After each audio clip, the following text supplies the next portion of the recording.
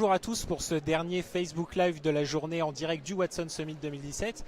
Vous le voyez derrière moi, on est au Village Startup, donc on va aller s'intéresser à 3 cas concrets d'utilisation de l'intelligence artificielle dont on a parlé un peu toute la journée, sur des startups à succès qui ont développé des technologies particulièrement innovantes. Alors je vous emmène avec moi, on va commencer par Cognitive Matchbox qui, vous allez le voir, a une solution particulièrement intéressante. Bonjour Marc. Bonjour. Donc vous vous occupez de Cognitive Matchbox, qui est une technologie que vous avez développée et brevetée. Est-ce que vous pouvez nous en dire un peu plus sur ce que vous faites? Effectivement, alors Cognitive Matchbox, c'est une start-up que j'ai fondée il y a 1 an, basée sur de l'intelligence artificielle, c'est notre cœur de métier. Et l'objectif de Cognitive Matchbox, en fait, c'est de faire de la mise en relation entre les clients et puis les marques, les entreprises avec lesquelles elles travaillent, en cherchant à ce que cette relation soit, on va dire, le plus humaine possible. Vous avez déjà appelé un contact center, vous avez déjà appelé, envoyé un email pour qu'on vous règle un problème. En face, vous avez un agent de l'entreprise. Et ce qu'on veut, c'est que ces 2 personnes-là matchent en termes de personnalité pour que la relation soit le plus efficace possible d'une part et surtout qu'elle soit le plus agréable. Ce qu'on veut, c'est que l'humain soit au cœur de la relation client. Donc que 2 humains, quand ils communiquent ensemble, aient des personnalités qui se fit ensemble, qui soient compatibles et que la relation client devienne un petit peu quelque part une conversation naturelle. Et alors concrètement, comment ça marche? Vous vous basez sur une base de données justement pour analyser tous ces profils-là. Enfin, concrètement, comment vous faites fonctionner votre outil? Alors, on s'appuie essentiellement sur de la donnée publique. Donc, on a dans le scénario de démo qu'on va regarder quelqu'un qui tweet sur un sujet sur le Watson Summit, par exemple. À partir de son profil Twitter, puis de tous les réseaux sociaux, on va collecter de l'information qui est publique. Et sur cette information publique, on va pouvoir analyser sa personnalité, ses comportements, et puis par rapport au tweet qu'il fait, un petit peu quel est le ton du tweet. Est-ce que c'est un tweet énervé, agacé ou content, ou est-ce qu'il veut juste engager une conversation avec IBM sur un sujet qui l'intéresse. Donc on analyse la personnalité, le comportement et le contenu de l'interaction. Donc ça, c'est la première étape. Et une fois qu'on a cette information, l'idée c'est de trouver dans l'entreprise à laquelle s'adresse notre Twitter en l'occurrence, la meilleure personne pour lui répondre. Donc cette meilleure personne va être capable de comprendre le sujet dont on parle, elle va être capable d'apporter un bon niveau de réponse, mais ce qu'on va surtout chercher, c'est que la conversation entre les deux soit agréable. C'est-à-dire qu'à la limite, l'efficacité de la réponse, évidemment, c'est important d'avoir la bonne réponse quand vous posez une question, mais l'efficacité est souvent liée à la fluidité de la conversation.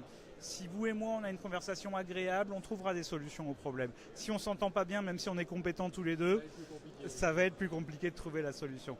Donc le premier focus, c'est vraiment de trouver les bonnes personnalités, de trouver des gens qui vont bien s'entendre. Alors, c'est pas pour qu'ils se marient, c'est pas pour toute la vie, c'est pour le temps d'une interaction. Mais le temps de cette interaction, aujourd'hui, fait partie de l'expérience client. C'est-à-dire qu'aujourd'hui, les marques veulent que l'expérience client commence quand vous rentrez dans un magasin, quand vous achetez le produit, quand vous rentrez chez vous, quand vous appelez le support technique parce que vos produits ont un problème.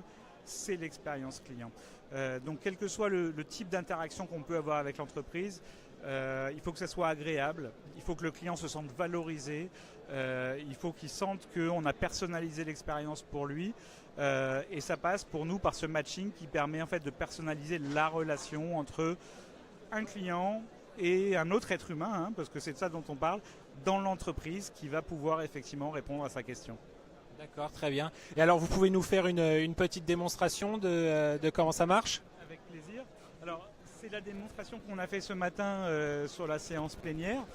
On a un peu balayé le fil Twitter sur Watson Summit et puis on avait remonté ce tweet de Manuel Diaz, qui est un influenceur célèbre et qui posait des questions sur la relation client. Bon. Donc on a analysé qui était Manuel Diaz, son profil, ses réseaux sociaux, ses traits de personnalité.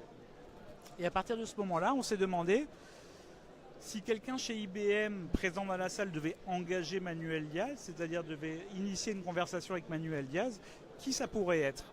Donc IBM nous avait donné 458 profils, donc on a balayé ces profils, pareil. On a cherché la personnalité de chacun de ces profils, on a cherché les centres d'intérêt. Donc là, le logiciel est en train de calculer pour chacune des personnalités le meilleur fit entre Manuel Diaz et la personne qu'on va sélectionner pour lui.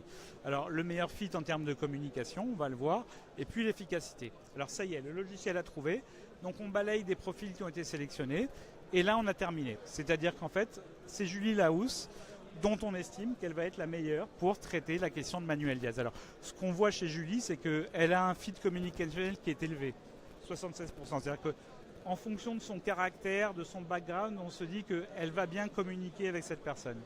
Si je choisis un autre profil, Guillemette, on voit que le fit est un petit peu plus bas, mais par contre l'efficacité est plus haute. Ça, c'est dans le contenu de l'interaction. Là, l'idée, c'est que par son background, parce qu'elle a écrit sur le web, sur les sujets qui intéressent Manuel Diaz, elle est bien plus à même de répondre avec une meilleure efficacité à l'interaction. Donc d'un côté, on se dit qu'on cherche une bonne communication ou on cherche une efficacité dans le traitement d'interaction, sachant qu'en réalité, c'est un mix des deux. Comme on le disait, hein, si on s'entend bien, on résout mieux les problèmes. Donc en fait, ces deux paramètres ne sont pas indépendants, mais on peut quand même dire au logiciel va plus chercher du fit ou va plus chercher de l'efficacité.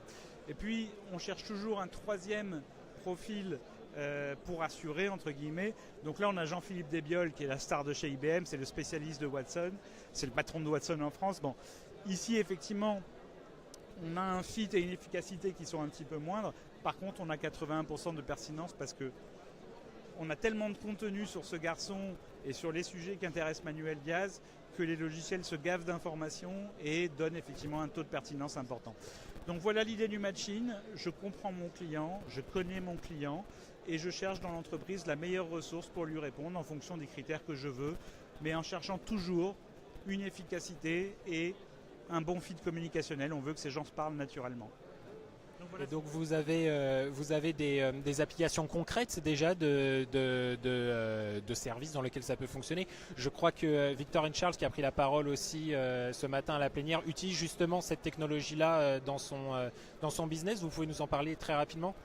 Absolument. Alors le matching cognitif qui en particulier s'appuie sur la connaissance client est utilisé par certains de nos clients dont Victor Charles. Alors Victor Charles, c'est l'hôtellerie, c'est le cœur de métier, c'est le premier métier de Victor Charles, c'est l'hôtellerie, le voyage, le luxe, le tourisme. Donc vraiment un focus sur ces métiers-là, avec l'idée au départ de dire que quand un client arrive à l'hôtel, il veut être reconnu, il veut un accueil personnalisé et on retrouve cette notion de matching entre le client, ses demandes et la prestation que va lui proposer l'hôtel et la personne qui va l'accueillir.